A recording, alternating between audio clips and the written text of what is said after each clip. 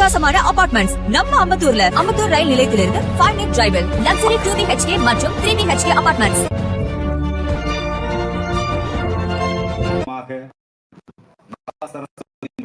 இருந்து என்னை ஈன்று இன்னமுதூட்டி இமய முதல் ஈழம் வரை பறந்து விரிந்து கிடக்கின்ற என்னுயிர் தாய்நாடாம் பாரத மணித்திருநாட்டிற்கு என் முதல் வணக்கத்தை காணிக்கையாக்குகிறேன். 2 ஆண்டுகளுக்கு பிறகு ஆம்பூர் மாநகரத்திலே இந்து மக்கள் கட்சியினுடைய கொள்கை விளக்க பொதுக்கூட்டம். இன்றைக்கு இந்த ஆம்பூர் மாநகர மக்களை கொடுமைப்படுத்தி கொண்டிருக்கின்ற சொத்து வரி உயர்வு, மின்கட்டண உயர்வு, உள்ளாட்சி நிர்வாகத்திலே நடைபெறுகின்ற ஊழல், இவற்றையெல்லாம் அம்பலப்படுத்தும் விதமாக இதற்கெல்லாம் தீர்வு காண வேண்டும் என்கின்ற நல்ல எண்ணத்தோடு இந்து மக்கள் கட்சியினுடைய நிர்வாகிகள் இந்த கூட்டத்தை ஏற்பாடு செய்திருக்கிறார்கள். இந்த ஆம்பூர் மாநகரத்திலே அரசு மருத்துவமனை, அந்த அரசு மருத்துவமனையிலே பல்வேறு விதமான குளறுபடிகள். அந்த அரசு மருத்துவமனையிலே போதிய மருந்துகள் இல்லை, மருத்துவர்கள் இல்லை. மருத்துவரே குடிகாரராக இருக்கிறார். தரமான சிகிச்சை கொடுக்கப்படுவதில்லை. களத்திலே இறங்கி போராடியது இந்து மக்கள் கட்சி இந்த ஆம்பூரிலே. இங்க பஜார்ல ஹிந்து உயர்நிலை பள்ளி இல்லையா, ஹிந்து ஸ்கூல், அதுக்கு முன்னாடி சாராய கடை.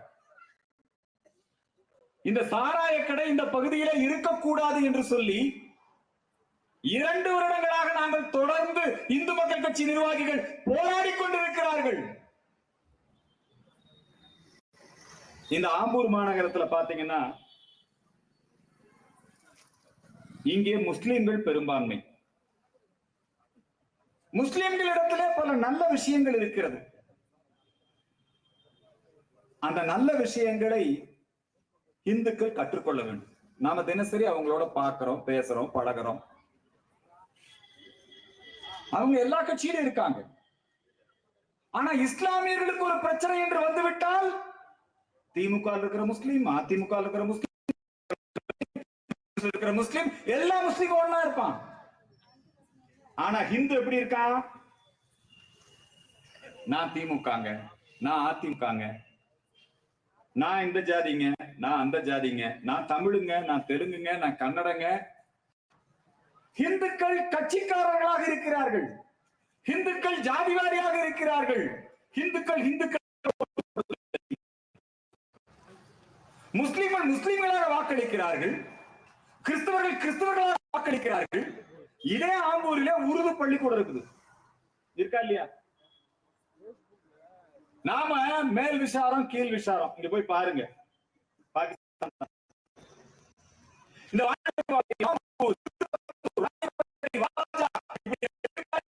முஸ்லிம் பெல்ட், இது பேரு என்ன? முஸ்லிம் பெல்ட். இல்ல லீகுக்கு சீட் கொடுத்துருவோம். எல்லா கட்சிக்காரனும் அப்படிதான் இருக்கான். ஹைதராபாத்ல ஓவைசி கட்சி வச்சிருக்கான். அந்த கட்சிக்கு கிளை இங்க வாணியம்பாடி இருக்குது, ஆம்பூர் இருக்குது. ஓவைசி கட்சி கிளை முஸ்லிம் லீகுக்கு மட்டுமல்ல. அவங்கெல்லாம் அவங்க தர்மத்தை ஒரு சின்ன பிரச்சனை. இந்த பிரச்சனை நடந்து ஏறத்தாழ ஒரு 8-9 வருஷம் இருக்கும்னு நினைக்கிறேன். சின்ன பிரச்சனை. எவனோ ஒருத்தன் எங்கேயோ ஒரு பொண்ணு இல்லைங்களா, பொண்ணா பொம்பளையா என்னவோ இருக்கட்டும், ஆனா அதுக்கு இங்க இருக்கிற எல்லா முஸ்லீம்களும் ஒன்று சேர்ந்து போராட்டம் நடத்தி போலீசாரை தாக்கி பொது அமைதிக்கு குந்தகம் விளைவித்து எல்லாம் இங்க எவ்வளவு சொத்துக்கள் சூறையாடப்பட்டது, போலீசார் எப்படி தாக்கப்பட்டாங்க, பெரும் காவலர்கள் எப்படி தாக்கப்பட்டாங்க. அவங்கள பார்த்து அந்த வன்முறையை நம்ம கத்துக்க வேண்டாம். அவங்கள பார்த்து வன்முறையை கத்துக்க வேண்டாம். அவங்கள பார்த்து நாம ஓட்டு போட கத்துக்கணும். அவங்கள பார்த்து அவங்க பகுதியில சாராய கடை திறக்க முடியுமா? முஸ்லீம் இருக்கிற பகுதியில சாராய கடை திறக்க முடியுமா? முஸ்லீம் இருக்கிற பகுதியில அந்த கடையில எடை குறைவா போட முடியுமா? இந்த ரேஷன் கடைன்னு சொன்ன உடனே இப்ப எல்லாம் திமுக காரன் என்ன சொல்றான்னா நியாய விலை கடை, அதுல உதயநிதி படம் கருணாநிதி படம் எல்லாம் போட்டுதான் பொங்கல் பரிசு இல்லைங்களா எல்லாம் கொடுப்பான், கரும்பு எல்லாம் கொடுப்பான், ரேஷன் கடையில கொடுப்பான், வேட்டி சேலை. இந்த வாட்டி அதுவும் இல்ல, தேர்தல் வருது, வரும்போது சேர்த்து கொடுத்துக்கலாம்னு வச்சிருக்கான். இந்த ரேஷன் கடைக்கு உணவுப் பொருட்கள், உணவு தானியங்கள் பிரதமர் நரேந்திர மோடி கொரோனா காலத்தில் இருந்து இந்த தினம் வரை நம்முடைய ரேஷன் கடைகளில் வழங்கப்படுவது மத்திய அரசாங்கம் கொடுக்கக்கூடிய இலவசமாக கொடுக்கக்கூடிய உணவு தானியங்கள். அதுல திமுக கார ஸ்டிக்கர் ஒட்டிக்கிறான், புரியுதுங்களா? அதுல யாரு ஒட்டிக்கிறா ஸ்டிக்கரு? திமுக கார ஸ்டிக்கர். கொடுப்பது மத்திய அரசு. இப்ப எல்லாம் வந்து என்ன நடக்குது? எங்க பார்த்தாலும் ரம்ஜான், நோன்பு கஞ்சி, அந்த அரசியல். இப்ப பாருங்க, எல்லா கட்சியும் இஃப்தார் விருந்து நடத்துறாங்க. கட்சிக்காரங்க எல்லாம் என்ன சொல்றாங்கன்னா நாங்க மதசார்பற்ற கட்சிங்கிறாங்க.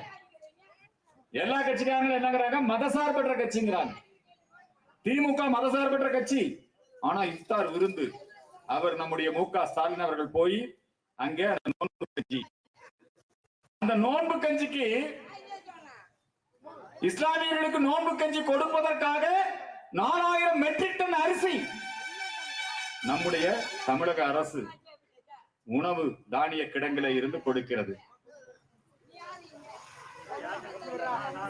நம்முடைய இந்து பண்டிகைக்கு இந்த மாதிரி கொடுப்பாங்களா? நம்முடைய டிஎம்கேவா இருக்கலாம், ஏடிஎம்கேவா இருக்கலாம், எல்லா இஃப்தார் விருந்து, பிஜேபி உட்பட இஃப்தார் விருந்து நடத்துறாங்க. அங்க போய் அங்க நோன்பு கஞ்சி விழால போய் என்ன பேசுறாங்க? இப்ப நம்மால் இப்ப புதுசா கட்சி ஆரம்பிச்சிருக்காருல்ல, தமிழக வெற்றி கழகம், ஸ்டார் ஹோட்டல்ல கட்சி நடத்துறவரு, அவரும் நோன்பு திறப்பு விழா. அவர் விஜய், தளபதி விஜய், ஜோசப் விஜய், அவர் பல வேஷத்துல நடிச்சிருக்காரு. இப்போ ஒரு வேஷத்துல வந்தார் இஃப்தாருக்கு. என்ன வேஷம்? ஃபுல்லா எல்லாம் போட்டுட்டு அவங்க எப்படி அதே மாதிரி போய் அவர் ஜோசப் விஜய் அவர் ஒரு நாடகம் போடுறாரு. இப்படி எந்த கட்சியாக இருந்தாலும் அவர்களிடத்திலே ஓட்டுக்களை வாங்க வேண்டும் என்று சொன்னால் அதற்கு அவர்கள் இத்தகைய. ஆனால் இந்துக்கள் மத்தியிலே ஒற்றுமை இல்லாத காரணத்தினால இந்த ஆம்பூர், வாணியம்பாடி இந்த பகுதிகளில் எல்லாம் நாம் கடுமையாக பாதிக்கப்பட்டுக் கொண்டிருக்கிறோம். நாம இன்னும் கொஞ்ச நாள் சிறுபான்மை ஆயிடுவோம். இங்க இருக்கிற ஸ்கூல்கள்ல எங்களுக்கு மதரசா கல்விதான் வேண்டும்.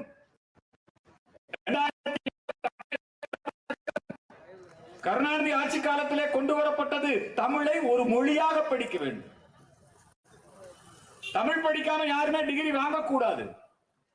ஆனா அந்த கட்டாய தமிழ் பாட சட்டத்தை நாங்கள் முஸ்லிம்கள் நாங்கள் ஏற்றுக்கொள்ள மாட்டோம்.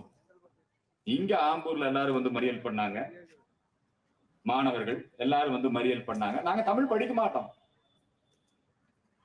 அவங்க அவங்களுடைய மதத்துல அவ்வளவு தீவிரமாக இருக்கிறார்கள். நான் வந்து மத தீவிரமாக நீங்க இருங்கன்னு சொல்லுங்க. குறைந்தபட்சம் அந்த ஒற்றுமை உணர்வை நாம அவங்க கிட்ட இருந்து கத்துக்கணும். எப்படி ஓட்டு போடுறது? யாருக்கு ஓட்டு போடுறது? எடப்பாடி பழனிசாமி பாரதிய ஜனதா கட்சி கூட்டணியிலே இருந்து ஓட்டு போடுவார்கள். ஏன் எடப்பாடி பழனிசாமிக்கு முஸ்லிம், அவங்க வந்து முஸ்லிம் வேட்பாளரே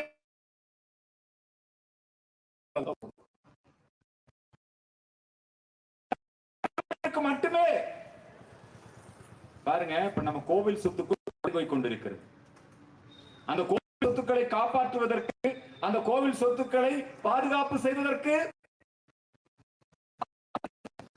ஆனால் வக்ஃபு சொத்து, வக்ஃபு சொத்துன்னா என்னங்கிறான்னா அவனே சொல்றான், இது வந்து 1500 ஆண்டு காலம் பழமையான கோயில், ஆனா அது வக்ஃபு சொத்து. கோயில் எப்ப வந்தது? வக்ஃபு எப்ப வந்தது? நம்ம விவசாயிகள் ஆண்டாண்டு உழுது பயிரிட்டு இருந்த நிலம் திருப்பரங்குன்றம் மலை வகுப்பு சொத்துங்கிறாரு. திருப்பரங்குன்றம் மலைன்னா அது முதல் படை வீடு, முருகனின் திருக்கோயில், சங்ககால பாடல்களிலே பாடல் பெற்றது. அப்படிப்பட்ட அந்த புனிதமான திருப்பரங்குன்றம் மலை மேல அவன் என்ன சொல்றான்? சிக்கந்தர் தர்கா, சிக்கந்தர் மலை. கொஞ்சமாவது அந்த முருக பக்தர்களுக்கு அந்த உணர்வு வந்தது. ஒரு மிகப்பெரிய இந்து மக்கள் கட்சி நீதிமன்றத்திலே வழக்கு தொடுத்த காரணத்தினால் இன்றைக்கும் நாம் திருப்பரங்குன்றம் மலையை பாதுகாக்க வேண்டிய சூழலுக்கு ஆளாகி இருக்கிறோம். நம்முடைய நாட்டில் இன்னும் கொஞ்ச நாள் போனா இந்துக்கள், தமிழர்கள் வாழ முடியாத சூழல் தான் ஏற்படும் போல இருக்கு. எல்லா வகையிலையும் இந்து விரோதம், விரோதம். இந்துக்கள் புறக்கணிக்கப்படுகிறார்கள். அதுவும் திராவிட முன்னேற்ற கழகத்துடைய ஆட்சியில இந்துக்கள் இழிவுபடுத்தப்படுகிறார்கள். சனாதனத்தை ஒழிப்போம்னே பேசுறாரு உதயநிதி. சனாதனத்தை ஒழிப்போம். அவர் என்னங்கிறாருன்னா, நான் கிறிஸ்தவனா மாறிட்டேன். கிருத்திகா என் மனைவி ஒரு கிறிஸ்தவர், நான் ஒரு கிறிஸ்தவன். உதயநிதி சொன்னாரா இல்லையா? ஜோசப் விஜய் சொல்றாரு, இன்னைக்கு என்ன நடந்து கொண்டிருக்கிறது என்று சொன்னால், அவர் ஜோசப் விஜய் சொல்றாரு, இனிமேல் போட்டி திமுகவுக்கும் எங்களுக்கும் தான். நாங்க தான் பெரிய கட்சி, நாங்க தான் முதலமைச்சர், நாங்க தான் லஞ்ச ஊழல் இல்லாத ஆட்சி. உன் படத்துக்கு டிக்கெட் 1000 ரூபாய் 2000 ரூபாய்க்கு பிளாக் டிக்கெட் வித்து உன் ரசிகனுடைய ரத்தத்தை உறிஞ்சு ஏமாத்தி, நீ ஒழுங்கா டாக்ஸ் கட்டாம, நீ சம்பாதிக்கிற பணத்துக்கு வரி கட்டாம இந்த ஊரை ஏமாத்திட்டு இருக்க. நீ சொல்ற கல்வி எல்லோருக்கும் தரமான கல்வி கிடைக்கணும். ஆனா இவர் நடத்துற ஸ்கூல்ல தரமான கல்விக்கு என்ன கட்டணம் தெரியுமா? விஜய் வித்யாசிரம ஸ்கூல். அங்க லட்சக்கணக்கில் பணம் கட்டினா மட்டும்தான் அவங்க தான் அங்க படிக்க முடியும். கல்வி ஒரு வியாபாரமா வச்சிருக்கான் விஜய், ஜோசப் விஜய். அவன் இன்னைக்கு என்ன சொல்றாரு? மோடிஜி பார்த்து சொல்றான், கியா ஜி, ஏன் உங்களுக்கு தமிழ்நாடு அலர்ஜி? நரேந்திர மோடியினுடைய வாழ்க்கை என்ன, அரசியல் என்ன, அவருடைய ஆட்சி முறை என்ன? உலகத்தில் இருக்கிற மிகப்பெரிய தலைவன் ஒரு நாட்டுக்கு போறாரு, அந்த நாட்டினுடைய அதிபர் அவன் காலில் விழுகுறான். ஏன் தெரியுமா காலில் விழுந்தான்? இந்த நரேந்திர மோடி மட்டும் கொரோனாவுக்கு அந்த தடுப்பூசியை எங்களுக்கு அனுப்பலன்னா இந்த நாடே அழிஞ்சு போயிருக்கும். காலில் விழுந்து கும்பிடுறான் மோடிய.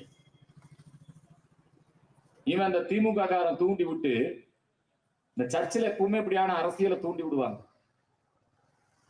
அரசியலை கிறிஸ்தவர்கள் கைப்பற்றிக் கொள்ள வேண்டும். ஜோசப் விஜயா, உதயநிதியா? கிறிஸ்தவர்கள் அரசியல் இருக்கணும். ஒரு கிறிஸ்தவ முதலமைச்சர் ஆகணும், ஒரு இந்து முதலமைச்சரா வரக்கூடாது. அதுக்கு நம்ம ஜனங்க, நம்ம இளைஞர்கள், சினிமா மோகம் உள்ளவர்கள் பாருங்க, யார கூப்பிட்டு வந்திருக்கான்? லாட்டரி வித்து இருந்த வரைக்கும் இந்த லாட்டரி மார்டின் தமிழ்நாட்டுக்குள்ளே கிடையாது. வர முடியுமா?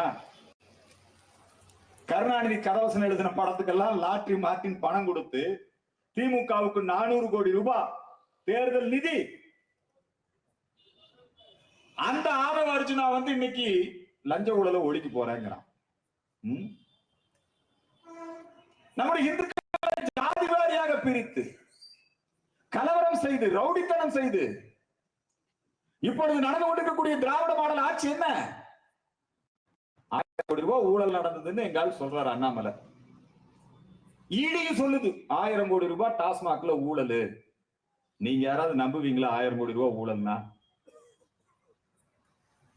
2G ஊழல், கனிமொழி ஆராசா சம்பந்தப்பட்ட 2G ஊழல் 1,70,70,000 கோடி.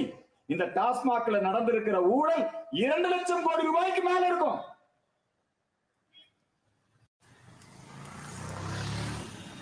ஆனால் இன்றைக்கு அந்த 1000 கோடி ரூபாய் ஊழலை எதிர்த்து நாம் போராட்டம் நடத்துகிறோம் என்று சொன்னால் நம்ம வீட்டை விட்டு வெளியே வர முடியாது. எடப்பாடி ஆட்சி காலத்துல எத்தனை போராட்டங்கள், எடப்பாடி ஆட்சி காலத்துல எத்தனை எதிர்ப்புகள். ஆனா மு.க. ஸ்டாலின் பத்தி ஒரு கார்ட்டூன் போட்டதுக்காக இந்து மக்கள் கட்சியினுடைய தொழிற்சங்க தலைவர் நம்முடைய பாரத் செந்தில், டாக்ஸி செந்தில் கைது செய்யப்பட்டு 60 நாளா ஜெயிலுக்குள்ள கொடுமை. அவர் சிறையில இருக்கிற பொழுது அவருடைய மகன் இறந்து விடுகிறார். கோவையிலே குண்டு வைத்து மக்களை கொன்ற கொடிய பயங்கரவாதி பாட்ஷா பரோலிலே இருக்கும் போது ஆயுள் தண்டனை பெற்றவன் இருக்கிற போது அவன் இறந்து போய் விடுகிறான். போலீஸ் பாதுகாப்பு, அவனுடைய இறுதி பையன் ஆக்சிடென்ட்ல இறந்துடுறான். எவ்வளவு கெட்ட இறுதி கடன் செய்ய வேண்டும் என்று சொன்னால் கூட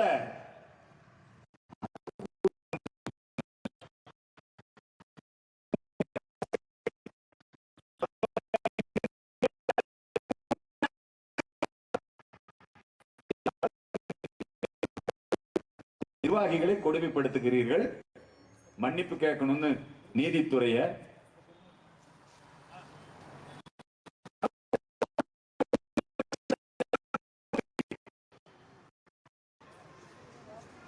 மருத்துவமனையில வந்து பைபிள் கொடுக்குறான். அவன் எப்படி மோசடி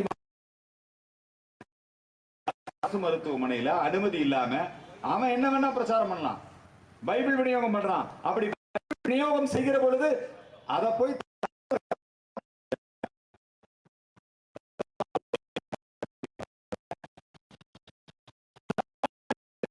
வைத்திருக்கின்ற அந்த பைபிளை வாங்கி பார்த்து இதுக்கெல்லாம் நீங்க ஏன் சொல்றான்னா, அந்த பைபிளை கையில வச்சிருந்தீங்கன்னா வயிற்று வலி சரியாயிருக்கும். இந்த பைபிளை கையில வச்சிருந்தீங்கன்னா கர்ப்பத்தை அரிச்சிருவாங்க. நீங்க பாத்திருப்பீங்க முடவர் மாற்றம் செய்வான். நீங்க இந்த வேலூர்னு வந்துட்டாலே வேலூர்ல கிறிஸ்துவ மிஷனரிகள் பண்ண அட்டகாசம் உங்களுக்கு தெரியும்.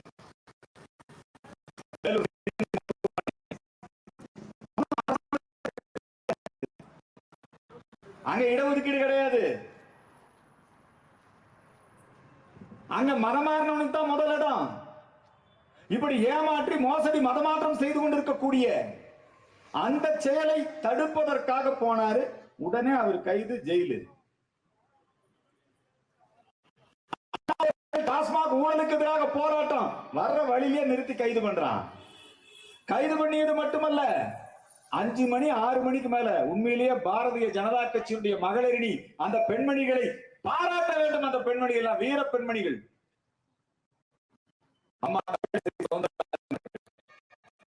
அவங்க கையெழுத்து இங்க முஸ்லிம் குடும்பங்கள், முஸ்லிம் மாணவர்கள் தெருவுக்கு வந்து நான் தமிழ் படிக்க மாட்டாங்கிறான். அவங்கிட்ட போய் ஸ்டாலின் பேசுறாரு, செங்கோட்டையன் பேசுறாரு, உங்களுக்கு அதுல இருந்து விலக்கு கொடுக்குறேன்னு சொல்றாரு. நாங்க எங்க குழந்தைகளுக்கு தரமான கல்வி வேணும், படிக்க வேணும்னு சொல்லி கையெழுத்து வாங்க போனா போடுவதற்கு தடை. உடனே அவங்களை கைது, உடனே கொண்டு போய் மண்டபத்தில் ஆட்ட. எத்தனை காலம் இந்த அடக்குமுறை, எத்தனை காலம் இந்த ஒடுக்குமுறை? எல்லா டாஸ்மாக் அலுவலகத்துக்கும் போலீஸ் உண்மையிலேயே நம்ம தமிழ்நாட்டு போலீஸுக்கு பாருங்க, ரொம்ப மரியாதைக்குரிய மதிப்பிற்குரிய போலீஸ். அந்த போலீஸ கேவலப்படுத்துறான் பாருங்க. போய் டாஸ்மாக் கடையில போய் ஸ்டாலின் படத்தை கேப்பா, எங்க பார்த்தாலும் ஸ்டாலின் படத்தை மாற்ற. பஸ் ஸ்டாண்டு ஒரு பேருந்து நிலையமா, உடனே கருணாநிதி பேருந்து நிலையம். ஒரு ரேஷன் கடையில ஒரு பொங்கல் பரிசு கொடுக்குறியா, அதுல ஸ்டாலின் படத்தை போட்டு கொடுக்குற. நீ டாஸ்மாக் கடை நீ தானே நடத்துற, அரசு அலுவலகம் தானே, நல்ல வருமானமும் கொடுக்குது. அங்க வந்து ஸ்டாலின் படத்தை வைக்கிறதுன்னு ஒரு போராட்டத்தை, ஒரு ஜனநாயக போராட்டம், நாங்க வந்து குண்டு வைக்க போகல, ஒரு ஜனநாயக போராட்டம். உடனே அதுக்கு நம்ம பெண்களை எல்லாம் கை. இந்திரா காந்தியுடைய சர்வாதிகார ஆட்சியை நாங்கள் பார்த்திருக்கிறோம். பிரிட்டிஷ்காரனுடைய அந்த ஏகாதிபத்திய ஆட்சியை நாங்கள் பார்த்திருக்கிறோம். அப்ப கூட கருத்துரிமை இருந்ததுயா. அண்ணல் காந்தியடிகள் வெள்ளையிலே வெளியேறுன்னு பேசினார் பிரிட்டிஷ்காரன். இதே கருணாநிதி இந்திரா காந்தி எதிர்த்து கூட்டம் போட்டிருக்கிறாரு. இந்த ஸ்டாலினை பத்தியோ அல்லது இவங்க ஆட்சியில நடக்கக்கூடிய தவறுகளை யாராவது சுட்டி காட்டினால் எப்படி தூண்டி விட்டான் பாத்தீங்களா? சவுக்கு சங்கர் வீட்டுல போய் எதை வீசி இருக்கிறான். திமுக இப்ப என்ன மூக்க ஆயிருச்சு, பிமுக ஆயிருச்சு. அப்படித்தானே? ஏங்க எந்த ஊர்ல நடக்குங்க அநியாய அக்கிரமம் இல்லையா? எங்களுக்கு சவுக் சங்கருக்கு ஒத்து வராது. இந்த சவுக் சங்கர் ஆளு ஒரு காலத்துல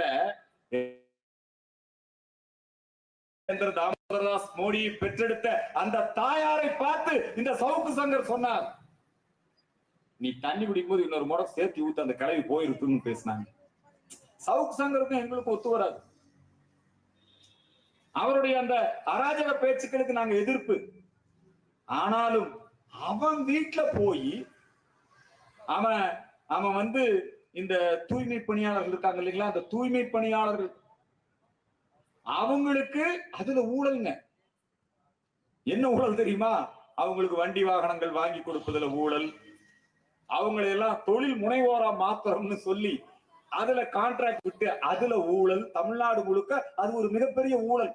அந்த ஊழலை பத்தி பேசிட்டாரு சவுக்கு சங்கர். உடனே அவர் போலீஸ்க்கு எப்பேற்பட்ட வேலைங்க. அவங்க அம்மா எவ்வளவு பெரிய கொடுமை. திமுக இதுல பாருங்க, திமுக காரன் எவ்வளவு பெரிய புத்திசாலி பாருங்க. இவன் வந்து செல்வ பெருந்தகை எப்படி வேலை வாங்கணுமோ அப்படி வேலை வாங்கிட்டான். புரியுதுங்களா? கம்யூனிஸ்ட் காரன் எப்படி வேலை வாங்கணுமோ அப்படி வேலை வாங்கிக்குவான். கம்யூனிஸ்ட் காரன் பூரா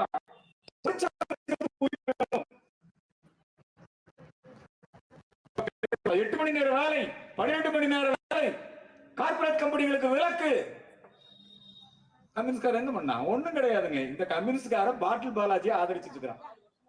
ஒண்ணுமே கிடையாது. கம்யூனிஸ்ட்காரன் விடுதலை சிறுத்தை இப்ப வேங்கவேல மலம் கலந்தது மட்டுமல்ல, நீங்க திமுக ஆட்சியில பட்டியலின மக்களுக்கு எதிராக நடக்கின்ற கொடுமை, வன் கொடுமை இந்தியாலேயே அதிகமா நம்ம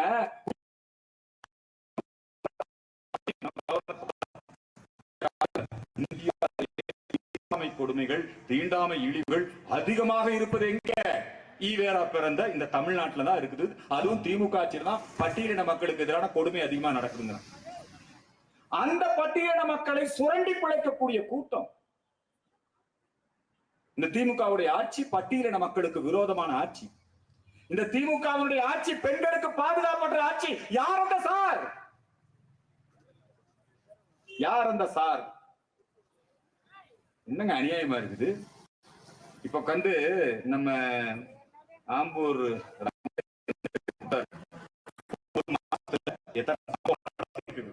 பேப்பர் எடுத்து நம்ம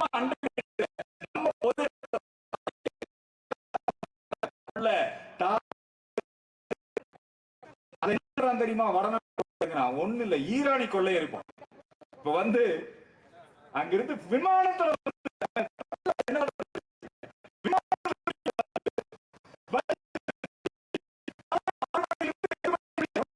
வேலை செஞ்சிருக்கான் பாருங்க. ஒரு 6 இடத்துல தாலியை எடுத்துட்டு அதை ஒருத்தக்கிட்ட கொடுத்துட்டு டக்குனு விமானத்துக்கு போறான். அவன் தமிழ்நாட்டை போய் என்ன நினைச்சிட்டு இருக்கிறான் யோசனை பண்ணி பாருங்க. மறுபண்ணப்படலாம் பூரா ஈரானி. நல்ல வேலை ஈரானி கொள்ளை இருக்கான். அத உடனே வக்கீல் நீங்க ஜாமீன் உடனே கொடுத்துட்டானுங்க. இந்த சவுக் சங்கர் வீட்டுல போய் தீயெல்லாம் அள்ளி வீசினானு பாத்தீங்களா, அவங்களுக்கு எல்லாம் உடனே ஜாமீன். ஆனா பாரத் செந்திலுக்கு ஜாமீன் கிடையாது, கும்பகோணம் குருமூர்த்திக்கு ஜாமீன் கிடையாது, அவங்களுக்கு எல்லாம் ஜாமீன் கிடையாது. அவங்க எல்லாம் மன்னிப்பு கேட்டாதான் ஜாமீன். இந்த காவல்துறையினுடைய மாண்பை கெடுத்து விட்டார்கள். நீ என்ன சொல்லி ஆட்சிக்கு வந்த? நீ நாங்க வந்தா சொத்து வரி உயர்வு, எடப்பாடி ஆட்சி அடிமை ஆட்சி, மின்கட்டண உயர்வு ஆட்சி, எடப்பாடி ஆட்சியில என்னென்னலாம் சொன்ன அரசு ஊழியர் ஊதியம், செவிலியர்களுக்கு இந்த ஜாக்டோ, நாங்க எந்த காலத்திலயும் ஜாக்டோ ஜியோவை ஆதரிக்க மாட்டோம். புரியுதுங்களா? இந்த ஜாக்டோ ஜியோ சங்கமே கிறிஸ்தவனும் கம்யூனிஸ்ட் காரனும் இந்த தீகா காரனும் சேர்ந்து நடத்துற சங்கம். பூரா அரசு ஊழியர்கள் ஏமாற்றப்பட்டிருக்கிறார்கள், செவிலியர்கள் ஏமாற்றப்பட்டிருக்கிறார்கள், தூய்மை பணியாளர்கள் ஏமாற்றப்பட்டு இருக்கிறார்கள். அப்புறம் வாத்தியாருங்க எத்தனை எல்லாம் பூரா எல்லாம் பணம் தானுங்க. எல்லாம் ஊழல்ங்கிறீங்க. மந்திரி கிட்ட சொல்றான், ஏங்க இந்த இந்த இந்த ப்ளீச்சிங் பவுடர், இந்த ப்ளீச்சிங் பவுடர் வாங்கினதுல ஊழல். ப்ளீச்சிங் பவுடருக்கு வந்து பதிலா மைதா மாவை கலந்துட்டான். உடனே மந்திரி கேட்கிறாரு, ப்ளீச்சிங் பவுடர் ஆமா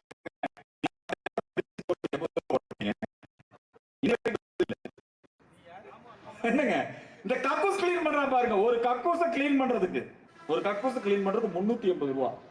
ஒரு கக்கூஸ் கிளீன் பண்றதுக்கு எத்தனை ரூபா? 380 ரூபா. அதுல எவ்வளவு ஊழல் பாருங்க.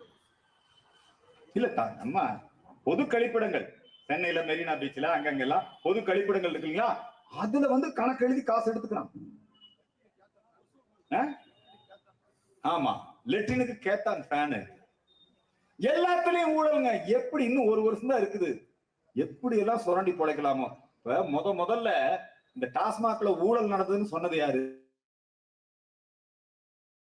சொன்னாரா? சொன்னவர் யாரு தெரியுமா? அவங்க நிதி மந்திரி கணக்குள்ள பிடிஆர் தான் சொன்னாரு. ஏறத்தாழ 30,000 கோடி ரூபாய் அவங்க அப்பா சம்பாதிச்சதை விட, அவங்க தாத்தா சம்பாதிச்சதை விட முதல் குடும்பம், அதாவது உதயநிதி சபரீசன் 2 பேரும் சேர்ந்து 30,000 கோடி ரூபாய் சம்பாதிச்சிட்டாங்க. அந்த 30,000 கோடி ரூபாய் எப்படி வச்சுக்கிறதுன்னு அவங்களுக்கு தெரியல. டெலிபோன்ல அவங்க தான் பேசினாங்க. இங்க நம்மால் இருக்காரு இல்லைங்களா, நம்ம பவுடர் துரைமுருகன், துச்சாதனம் துரைமுருகன் இல்லைங்களா, எப்படி எல்லாம் பேசி இந்த நாட்டு மக்களை ஏமாத்திட்டு இருக்கான் பாருங்க. இப்ப அவர் மகன் தான் சொல்றாரு, எல்லாம் லிப்ஸ்டிக் போட்டிருக்கீங்களா, பவுடர் போட்டிருக்கீங்களா, சீரி சிங்காரிச்சிருக்கீங்களா, கேக்குறாரா இல்லையா கதிர் ஆனந்த்? ஒண்ணுமே பண்ண முடியல. எவ்வளவு ஊழல்ங்க. மண்ணை திருடி எடுத்திருக்கானுங்க. பொன்முடின்னு ஒரு ஆளு மண்ணு செம்மத்திட 3 வருஷம் தண்டனை. இந்த தண்டனைன்னு பார்க்கும்போது எச் ராஜாவுக்கு தண்டனை, தண்டனையா ஜவாஹிருல்லாவுக்கும் தண்டனை. ஜவாஹிருல்லாவுக்கு தண்டனைன்னு ஒண்ணு என்னங்கிற தெரியுமா? ரம்ஜான் நோன்பு வச்சிருப்பாரு, அவர் ஜெயிலுக்கு போக வேண்டியது. நோன்பு முடிச்சிட்டு ஜெயிலுக்கு போலாம். இப்படி விடுவாங்களா? இந்துக்கள் எவ்வளவு இழித்தவர்களாக இருக்கிறார்கள், எவ்வளவு ஒரு உணர்வற்றவர்களாக இருக்கிறார்கள். பக்தின்னு கூடுறான் நம்ம ஆடு, பக்தின்னு நம்ம ஆட்கள் நிறைய கூடுறாங்க. நம்ம இந்துக்கள் கொஞ்சம் இந்து உணர்வு பெறணும், அவங்க கிட்ட பார்த்து கத்துக்கணும். நம்ம எப்படி நம்முடைய கோவில்களை எப்படி காப்பாற்றணும், அவங்க மசூதி எப்படி காப்பாத்தி வச்சிருக்காங்க. நம்முடைய இளைஞர்களுக்கு நம்முடைய மதத்தை பத்தி சொல்லிக் கொடுக்கணும், நம்ம தர்மத்தை பத்தி சொல்லிக் கொடுக்கணும். நம்முடைய இந்துக்கள் தங்கள் உரிமைக்காக போராடணும். அதுக்காகத்தான் இந்து மக்கள் கட்சி இதை எடுத்து செஞ்சுட்டு இருக்குது. இங்க வந்தோடனே ஒரு பெரியவர் வந்து எழுதி கொடுத்துருக்காரு பாருங்க, சார் அம்மா உணவகத்துல ஒரு இட்லி 1 ரூபாய்க்கு நான் சாப்பிட்டு இருந்தேன், ஆனா இன்னைக்கு பாத்தீங்கன்னா அதுலயும் ஊழல், அதுலயும் முறைகேடு. ஒரு இட்லி 5 ரூபாய்க்கு விற்கிறான் சார், எழுதி கொடுத்துருக்காரு. அவர் சொல்றாரு, இங்க இருக்கிற எல்லா முஸ்லீமுக்கும், ஆம்பூர்ல மட்டும் இல்ல தமிழ்நாடு இருக்கிற எல்லா முஸ்லீமுக்கும் ஹிந்தி தெரியும், ஒண்ணு உருது தெரியும். ஆனா அவன் வந்து இந்திய எதிர்ப்பு போராட்டம்னு நம்ம கிட்ட வந்து பிரச்சனை பண்ணிட்டு இருக்கிறான். இப்படி எல்லாம் நிறைய செய்திகளை சொல்லிக்கிட்டே இருக்கிறாங்க. நம்முடைய பிள்ளைகள், கூலிக்கு போறவங்க, ஏழை எளிய மக்கள், இந்த பிள்ளைகளை வந்து பணம் கட்டி தான் படிக்கணும். நமக்கு ஒரு தரமான கல்வி இல்ல, நம்ம கோயில்களை நாம நிர்வாகம் செய்ய முடியாது, இந்துக்களுக்கான மருத்துவமனைகள் இல்ல, அரசு மருத்துவமனைகள் தரமா இல்ல. அரசு மருத்துவமனையில மா சுப்பிரமணியமே அவர்களை கேட்கிறேன், அரசு மருத்துவமனையில பிறந்த குழந்தைய பார்சல் கட்டி கொடுத்தாங்க.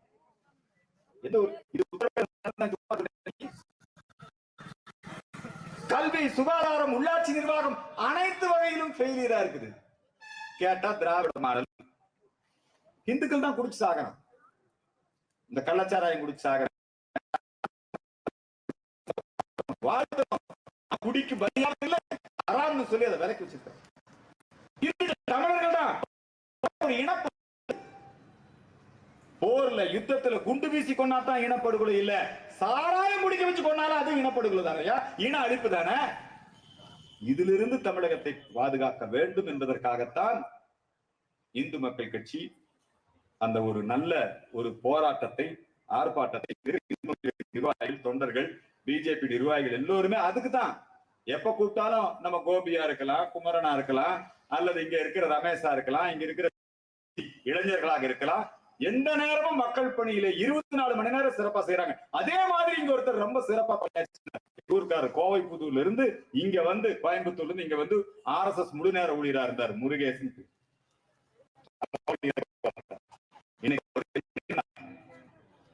இன்னைக்கு அவருடைய நினைவு நாள். முருகேஷ் வந்து என்னுடைய சிஷ்யன். அவர் என்ன பார்த்துதான் RSSக்கு வந்தார்.